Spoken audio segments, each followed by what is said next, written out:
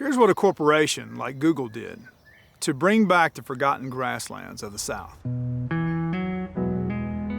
We're on the southern edge of what once was a prairie that was 3.7 million acres in size.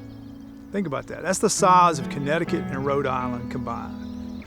It was 220 miles long from east to west and about 30 to 35 miles wide north to south. So we're on the southern edge of that prairie. Today, all of that former prairie landscape, 99.99% of that is gone. And so it's really incumbent upon us as a society to look for opportunities where we can bring back bits and pieces of that original prairie landscape that is so integral to this region. And that's exactly what we're seeing here in Clarksville, Tennessee at the Google Data Center.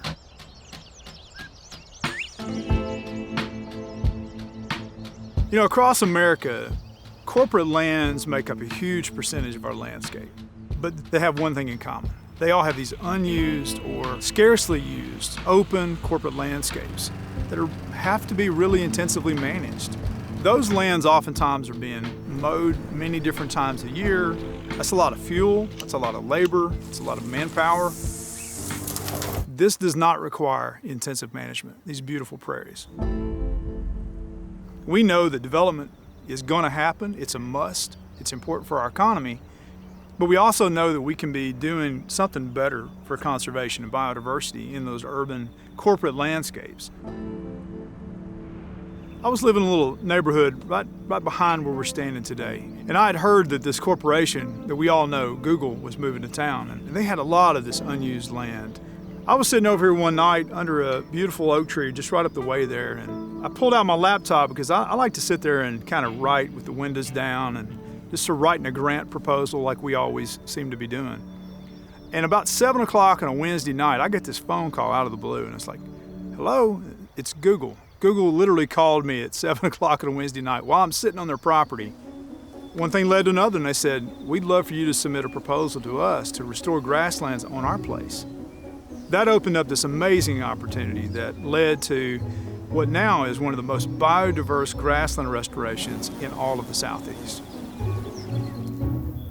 When we got to work on this place, it was a clean slate.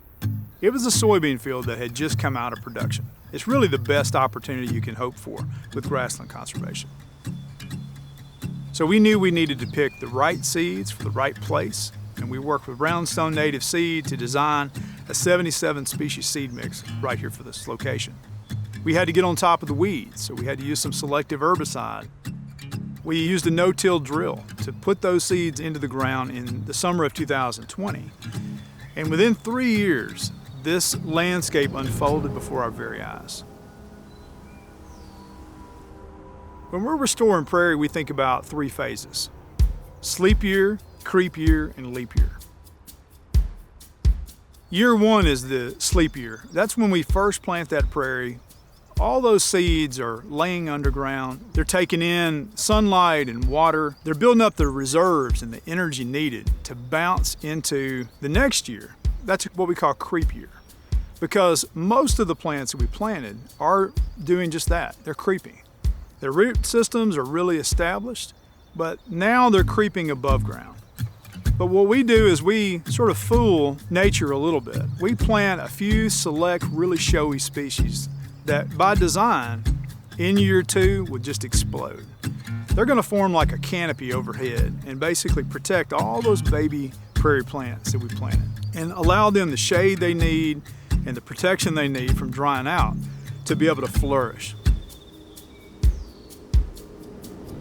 And by year 3, leap year, they both have a really healthy, robust root system, and they're also doing their thing above ground. They're flowering, they're attracting wildlife. So those are really the 3 phases that we always plan for and expect when we're restoring grasslands. You know, the reaction from the different Googlers, those are the employees of Google, that's what they like to call themselves. When I brought them out here to experience the prairie in those first few years, it was pretty incredible. One of the things I did is I took them right over there to the soybean field, and we just stood there on a beautiful summer day, kind of hot like it is today, and I said, just listen to the sounds. I said, you don't hear much, right? You might hear an errant bird somewhere off in the woods line over there somewhere. I said, but now follow me. And we walked about 200 yards to where I'm standing right now. I said, now I want you to listen.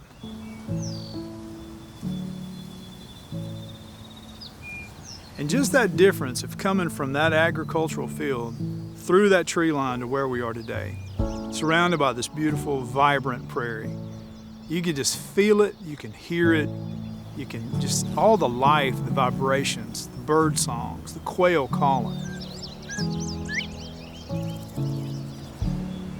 You know, it's just got me thinking that right now there are many opportunities to take advantage of these unused corporate landscapes.